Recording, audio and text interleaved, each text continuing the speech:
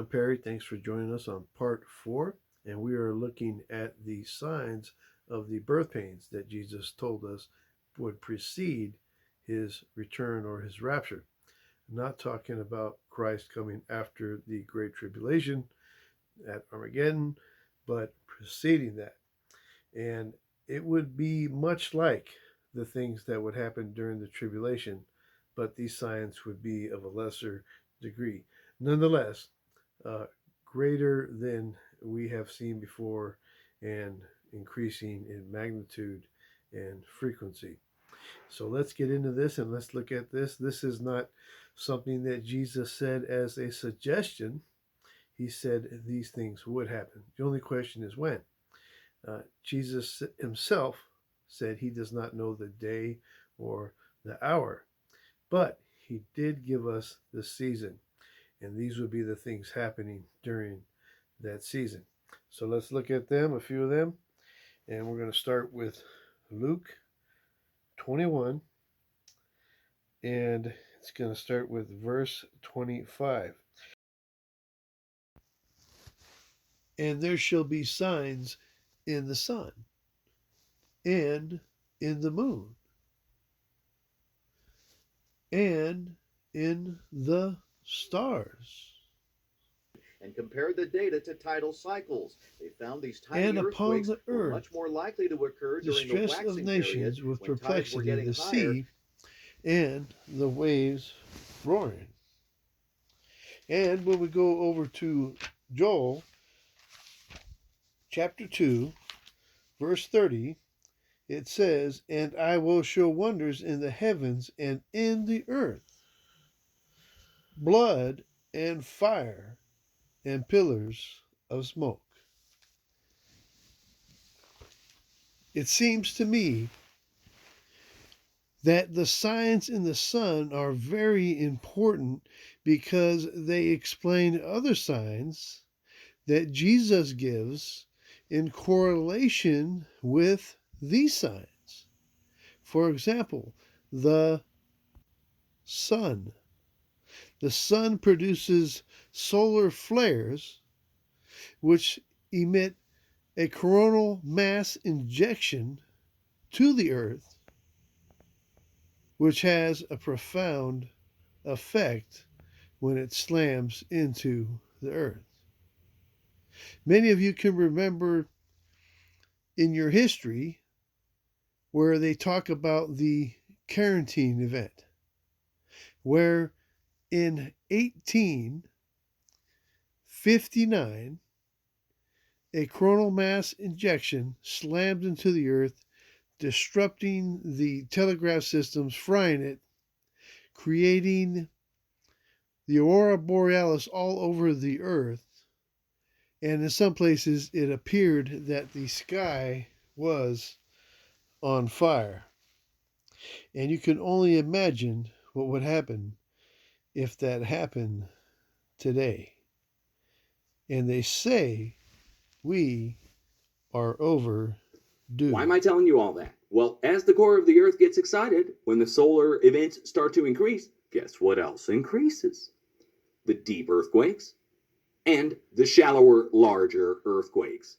And they spread out, trying to equalize around the Pacific and the plates that are attached to the Pacific. In other words, it goes all the way around the planet.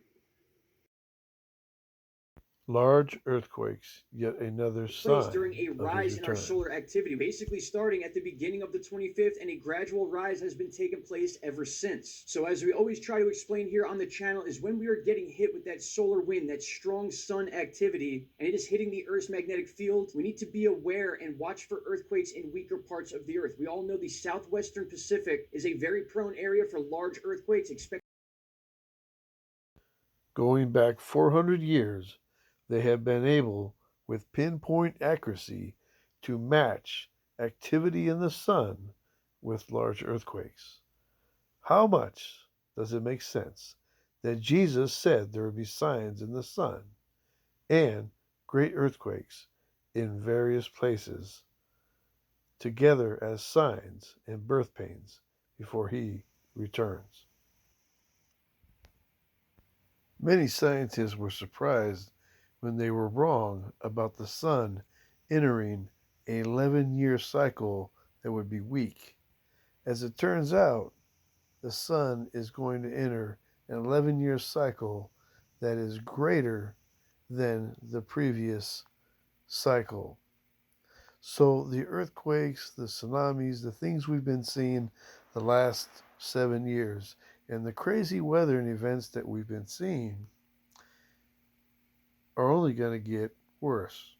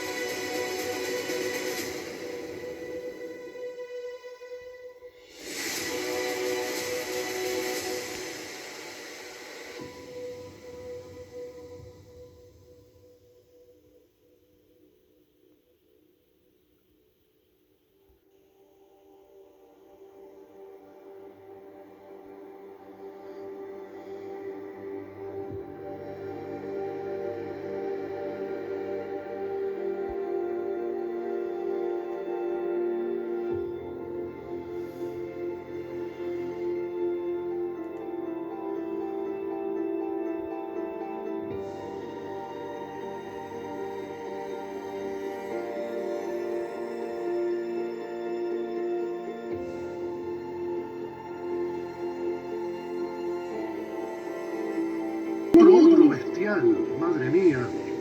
Madre mía, escucha. Escucha.